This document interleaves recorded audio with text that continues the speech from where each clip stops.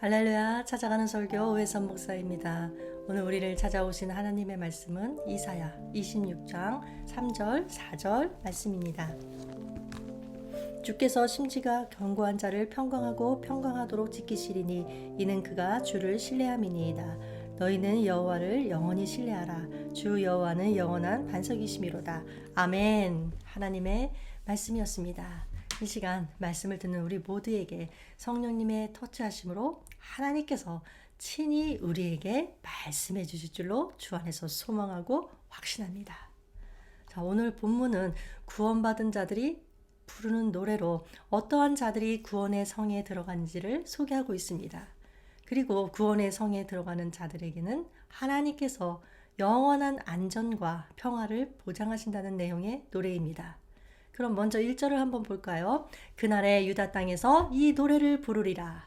여기서 유다 땅은 문자적인 유다 땅보다는 장차 하나님께서 조성하실 새하늘과 새 땅을 상징적으로 표현한 말입니다. 그리고 이어서 이렇게 나오죠. 그날에 유다 땅에서 이 노래를 부르리라 하고서 우리에게 견고한 성읍이 있으며, 견고한 성읍, 이 또한 궁극적으로는 새하늘과 새 땅에 건설될 새 예루살렘 성을 말합니다. 그런데 이 새 예루살렘의 성벽은 물리적인 벽돌 같은 것으로 세우는 것이 아니라 무엇이 새 예루살렘 성의 성벽이 될까요? 여호와께서 구원을 성벽과 외벽으로 삼으시리로다. 구원을 성벽과 외벽으로 삼으신다고 합니다. 구원으로 성벽을 삼은 새 예루살렘 성. 그렇다면 이 새 예루살렘에 들어갈 자들은 누구인가? 2절 말씀입니다. 너희는 문들을 열고 신의를 지키는 의로운 나라가 들어오게 할지어다. 장차 새 예루살렘에 들어갈 자들은 의로운 나라가 들어오게 할지어다. 즉 모든 의로운 성도들이 새 예루살렘에 들어간다는 것입니다. 그런데 여기서 우리가 주목해야 할 것 무엇일까요? 의로운 나라라는 말 앞에 무슨 말이 붙어 있느냐? 신의를 지키는 의로운 나라라고 되어 있습니다. 자, 이 말은 결국 믿음을 끝까지 지키는 자가 들어간다는 것입니다. 우리 모두는 예수 그리스도를 나의 구주로 고백합니다. 그 고백으로 의롭게 여김을 받았습니다.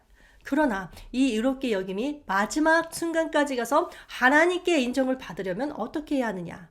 끝까지 믿음을 지키는, 다시 말하면 신앙의 지조를 지켜야 구원으로 들어갈 수 있습니다. 우리 믿음의 조상 누구이죠? 네, 아브라함. 그는 하나님의 말씀을 믿음으로 말미암아 의롭게 여김을 받았습니다. 그러나 나중에 이삭을 하나님께 바칠 때 하나님께서 뭐라고 말씀하시죠? 이제야 네가 나를 경외하는 줄 아노라. 이렇게 여김받은 그 믿음이 하나님께 결국 인정을 받은 것입니다. 그러니까 어떠한 상황에서든지 끝까지 믿음을 지킨 자를 위해서 구원의 문은 열려 있습니다. 자, 여기서 다시 한번 정리하고 넘어갈까요? 하나님 앞에서 인간이 의롭다함을 받는 의의 기준 무엇일까요? 인간의 행위일까요? 아닙니다. 인간은 절대 자기의 행위로는 하나님께 의롭다함을 얻을 수 없습니다. 그래서 이사야가 이렇게 고백하죠. 인간이 아무리 의롭다 할지라도 거룩하신 하나님 앞에서 그 의로움은 단지 무엇과 같으냐?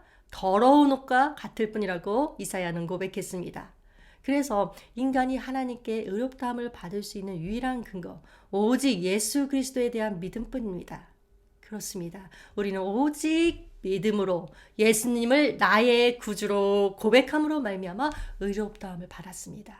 그리고 그 의롭게 여김이 구원으로 연결되려면 끝까지 믿음을 지켜야 합니다.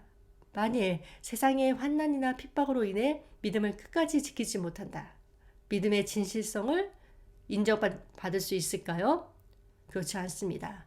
믿음의 진실성을 인정받지 못할 것이고 그럼 결과가 어떻게 되느냐?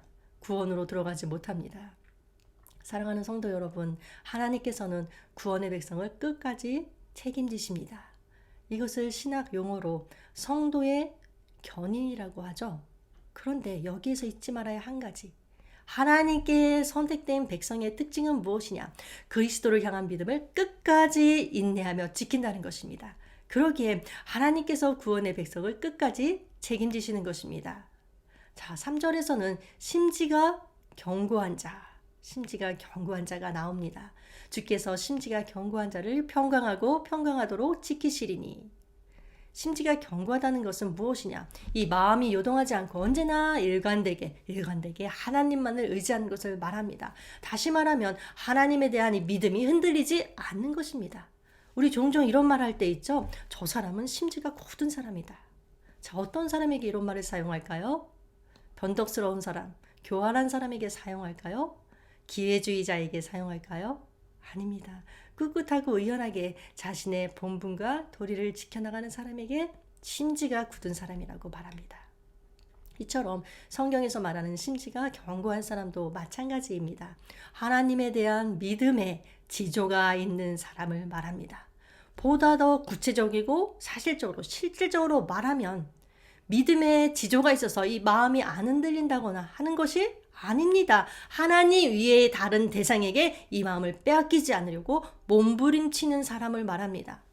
왜일까요? 왜냐하면 세상에는 성도들의 이 마음을 빼앗으려고 유혹하는 것들이 참으로 많기 때문에 그렇습니다. 각종 우상을 비롯해서 재물, 권력, 쾌락 이런 것들이 성도들의 마음을 빼앗으려고 합니다. 그러나 이러한 유혹들 앞에서 또한 시련과 고난 앞에서 더더욱 하나님을 견고히 붙들고 신앙을 배신하지 않고자 힘을 다하는 사람, 이런 사람이 바로 성경에서 말하는 심지가 견고한 사람입니다. 그리고 하나님께서는 이러한 자들을 지켜주시는데 어떻게 지켜주신다고 하죠? 평강하고 평강하도록 지키시리니. 평강을 2번이나 반복해서 강조합니다. 이것을 영어 성경에서는 완전한 평강으로 번역했습니다. 그러니까 심지가 견고한 자를 완전한 평강으로 지켜주신다. 그렇다면 이 심지가 견고한 자를 하나님께서는 왜 붙드시고 지켜주실까요? 자, 어려운 상황 가운데서도 주를 신뢰하기 때문입니다. 3절 말씀을 다시 한번 볼까요? 주께서 심지가 견고한 자를 평강하고 평강하도록 지키시리니 이는 왜냐? 그가 주를 신뢰함이니이다. 어떤 환난이나 풍파 속에서도 잠잠하게 생활할 수 있도록 지켜주신다는 것입니다. 우리 모두에게는 이런 은혜가 필요합니다. 세상을 살다 보면 너무 힘든 일도 많고 이웃거리도 많은 이 가운데서 잠잠하게 생활할 수 있기 위해서는 절대적인 하나님의 은혜가 필요합니다. 우리가 아는 격언 중에 이런 말이 있죠. 하늘은 스스로 돕는 자를 돕는다. 자, 옳은 말입니다. 단지 하나님의 도움만 바라고 아무것도 하지 않는 사람, 또는 시련이나 유혹이 닥칠 때 뒤로 물러서는 사람, 유혹에 넘어가 범죄하는 사람, 이런 사람들은 하나님의 도우심과는 거리가 멉니다. 그러나 유혹이 있더라도 또한 환난 중이라 할지라도 하나님의 보호하심과 지켜주심에 대한 신뢰를 가지고 믿음을 끝까지 지키는 사람, 이렇게 심지가 견고해서 의인의 길을 걷는 자들에게는 평강으로 채워주십니다. 그런데 7절을 보니까 의인의 길은 정직함이요. 자, 의인의 특징은 무엇이냐? 정직함이 있다고 합니다. 그런데 여러분들 여기서 주의해야 할 것, 의인은 그 행위가 완벽해서 아무런 흠이나 허물이 없는 사람을 말하는 것이 아닙니다. 사실 그와 같은 의인은 세상에 존재하지 않습니다. 성경에 기록되어 있죠. 의인은 없나니 하나도 없다. 그렇다면 여기서 말하는 의인이란 어떤 사람을 말할까요? 하나님을 경외하며 말씀에 순종하는 사람입니다. 그러나 그렇다고 해서 전적으로 정직하고 온전하고 또 불의에서 떠난 삶을 말하는 것이 아닙니다. 여기에서 정직함이란 아무런 죄도 짓지 않는 그런 것을 의미하는 것이 아니라 하나님과의 관계성을 말합니다. 하나님과의 관계. 자, 이것을 3가지로 한번 정리해 볼게요. 첫 번째, 정직하다는 것은 하나님을 내가 섬김에 있어서 두 마음을 품지 않는 것을 말합니다. 즉 하나님만을 섬기며 하나님 외에 다른 것을 하나님의 자리에 두지 않는 것입니다.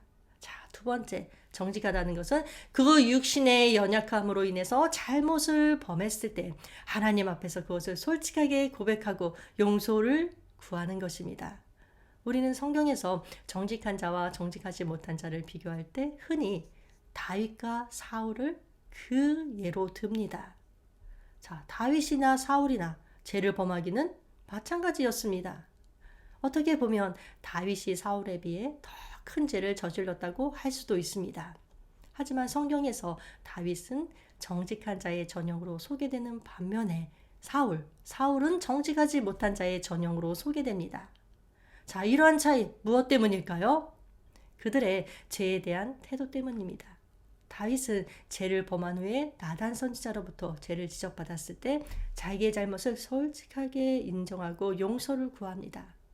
이에 비해 사울은 사무엘 선지자로부터 잘못을 지적받았을 때 어떻게 하나요?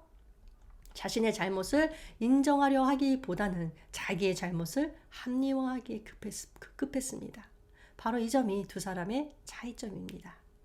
자, 세 번째, 정직하다는 것은 하나님의 말씀을 따라 살고자 하는 삶의 모습이 있는 것을 말합니다.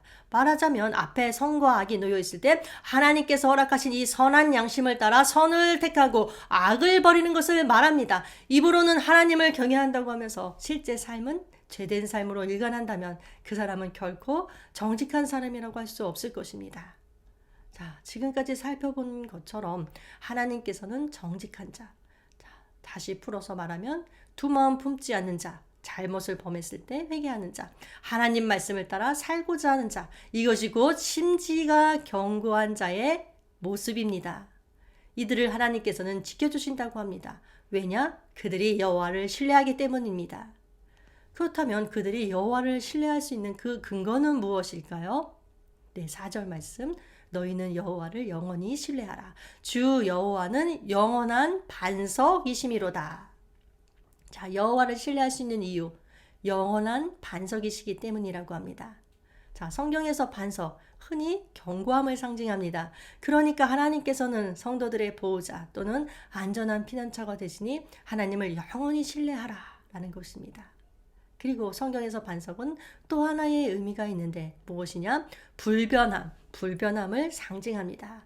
불변함을 상징합니다. 그러니까 하나님께서는 불변하시는 분이시다. 우리가 하나님을 영원히 신뢰할 수 있는 가장 중요한 이유라고 할 수 있습니다. 만일 하나님께서 전능하신 분이지만 신실하지 못해서 쉽게 변하시는 분이라면 우리가 하나님을 두려워할 수 있을지는 모르지만 신뢰하지는 못할 것입니다. 그러나 하나님은 영원히 변함이 없으신 분이시다. 자, 그런데 여기에서 우리 한 가지 한번 같이 생각해 볼까요?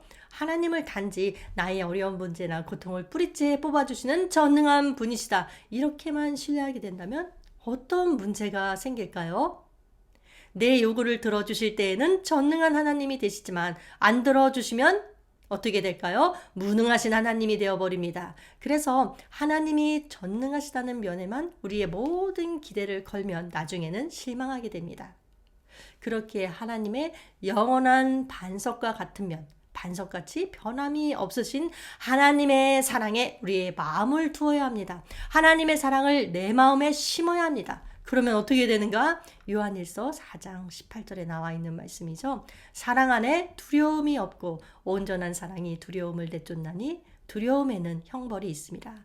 두려워하는 자는 사랑 안에서 온전히 이루지 못하였느니라. 하나님의 온전한 사랑 안에 거하게 되면 어떠한 상황 가운데 있든지 이 마음이 요동하지 않고 또한 마음의 두려움이 사라집니다. 그래서 인생을 살아가면서 근심에 쌓일 때 어떻게 해야 하는가? 어떤 상황 속에서도 나를 사랑하신 하나님의 사랑, 아들까지도 아낌없이 내주신 그 사랑을 기억하고 신뢰해야 합니다. 우리가 어떤 상황 가운데 있든지 언제나 변함이 없는 사실 딱 한 가지, 무엇일까요? 하나님께서 나를 사랑하신다. 하나님께서는 우리의 머리카락까지도 세신 바 되었다라고 합니다. 그 정도로 세밀하게 세심하게 우리를 살피신다는 뜻입니다. 때로는 우리의 주변이 어둡고 잘 안 되는 것처럼 보일 때가 있습니다. 그러나 영원한 반석이신 하나님의 그 사랑에 나의 마음에 뿌리를 내리고 주를 신뢰하면 하나님께서는 완전한 평강으로 채워주실 것입니다. 그것이 하나님만이 주실 수 있는 신비한 능력의 평강입니다. 그리고 또한 하나님 보시기에 선한 길로 인도해 주실 것입니다. 지금 당장 내 눈앞에서 보이는 현실만이 전부가 아니라 그 너머에 우리가 생각지도 못할 놀라운 하나님의 계획하심과 인도하심이 있을 것입니다. 그런데 이것은 믿는 모든 자에게 주시는 선물이 아니라 믿는 자 가운데에서도 어떤 자에게 주시는 복이냐? 이 심지가 견고하여 끝까지 주를 신뢰하는 자에게 주시는 복입니다. 우리 모두가 믿음의 눈을 열어 그 주님을 바라보고 한량없는 주님의 사랑을 내 마음에 담기 원합니다. 그리고 내 마음에 담긴 하나님의 사랑을 나의 능력으로 삼아서 하나님을 더더욱 뜨겁게 사랑하는 자가 되기를 원합니다. 그러면 하나님께서는 반드시 하늘의 평강으로 우리를 채워주실 것이고 그 능력으로 하나님 주신 그 능력으로 이 녹록지 않은 세상 가운데의 삶을 승리하며 나아가도록 인도해 주실 것입니다. 이것이 바로 하나님의 전능하심입니다. 하나님의 전능하심. 내 문제를 뿌리채 뽑아주셔서 전능하신 분이 아니라 모든 상황 가운데서 완전한 평강으로 지켜주시는 하나님의 그 전능하심, 영원한 반석 되신 하나님, 그 주님의 이름을 오늘도 찬양하며 승리하는 하루가 되기를 원합니다. 기도하겠습니다. 하나님 아버지, 저희들의 믿음이 말씀에 깊숙이 뿌리 내린 믿음, 또한 예수님의 생명에 깊숙이 뿌리 내린 믿음, 또한 하나님의 사랑에 깊숙이 뿌리 내린 믿음이 되어서 심지가 견고한 자가 되도록 인도하여 주시옵소서. 그리하여 영원한 반석이신 주님을 신뢰하며 하나님 주시는 완전한 평강 가운데 들어가게 하여 주시옵소서. 예수님의 이름으로 기도합니다. 아멘.